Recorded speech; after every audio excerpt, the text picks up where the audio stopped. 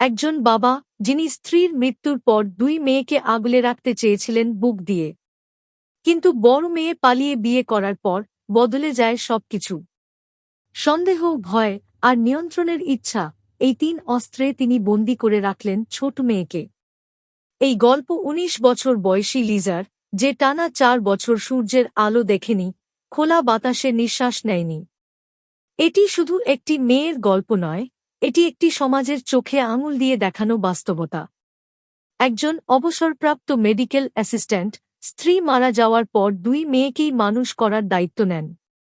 কিন্তু বড় মেয়ে প্রেম করে পালিয়ে বিয়ে করে।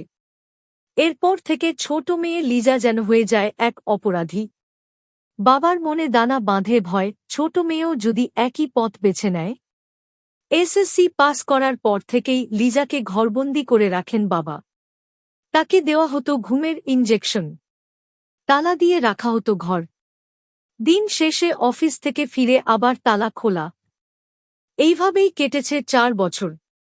সে দেখেনি সূর্য, অনুভব করেনি বাতাস, পায়নি শিক্ষা বা জীবনের স্বাদ।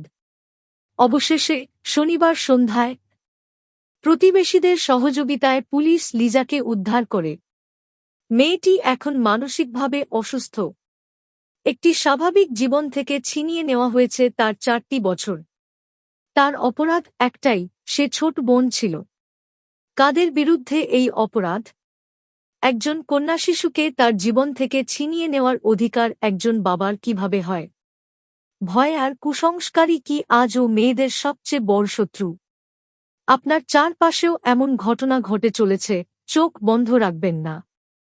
সচেতন হন, প্রতিবাদ করুন। কমেন্টে জানান আপনার মতামত। ভিডিওটি শেয়ার করুন, যেন আরও মানুষ এই সত্য জানে।